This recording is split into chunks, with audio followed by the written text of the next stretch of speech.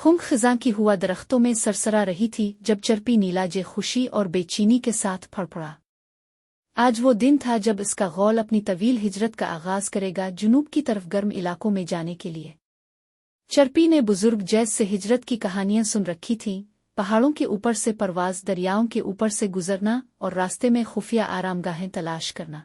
जैसे ही गौल आसमान में जमा हुआ, बुजुर्ग जे उनके रहनुमा ने आवाज दी, करीब रहो, हवाओं की पैरवी करो और याद रखो, कभी भी गिरोह से ज्यादा दूर ना जाना। चरपी ने सर हिलाया, लेकिन इसके मुतजस्सिस दिल में सवालात मचल रहे थे। क्या राज इसके मुंतजिर थे? अचानक गुमशुदगी। कई घंटों की परवाज के बाद जब गौल सुनहरी दरख्तों के ऊपर ऊंचाई पर उड़ रहा था, अचानक मसला पैदा हो गया। पाइपर कहाँ है? चरपी के बेहतरीन दोस्त विला ने घबरा कर कहा। चरपी के प्रो में बेचैनी दौड़ गई। पाइपर, जो उन्हें सबसे छोटा और तेज तरीन परिंदा था, गायब हो चुका था। बुजुर्ग जे ने पलट कर कहा, हम अपने किसी साथी को पीछे नहीं छोड़ सकते। चरपी, विला, मेरे साथ आओ। तीनों गौल के रास्ते से हिट गए, जंगल के ऊपर परवाज करते हुए नीचे देखने लगे।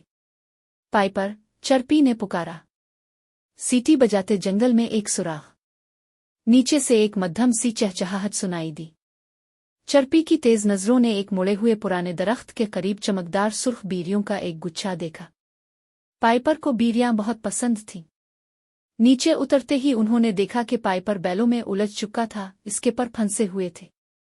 मैं बस एक चुटपुटे के लिए बीरियां खाने रुका था और साईं, एक तेज हुआ कि झोंके ने मुझे उन बैलों में फेंक दिया, पाइपर ने वजाहत की। चरपी और विला ने तेजी से काम किया, बैलों को खोलने लगे, यहां तक कि पाइपर आजाद हो गया। शुक्रिया, लेकिन ये जगह कुछ अजीब लग रही है, पाइपर ने इर्द गिर्द देखते हुए कहा।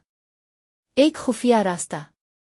चरपी ने दरख्त की छाल पर अजीब निशानात देखे, खुरचने के निशानात, जैसे कोई पैगाम हो।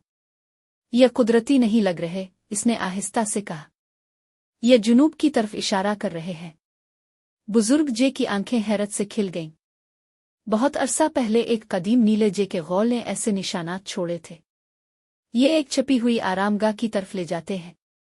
पुरजोश होकर उन्होंने सुराख की पैरवी की, एक तंग वादी से गुजरते हुए एक चमकते झील के ऊपर से उड़े, और फिर उन्होंने इसे दरियाफ्त कर लिया। एक खुफिया नीला जे पनागा, जहां दरख्त ताज़ा फलों से लदे हुए थे, शफाफ पानी की नहरें बह रही थीं और दूसरे गोलों के सैकड़ों नीले जे आराम कर रहे थे। मुइम्मा हल हो गया।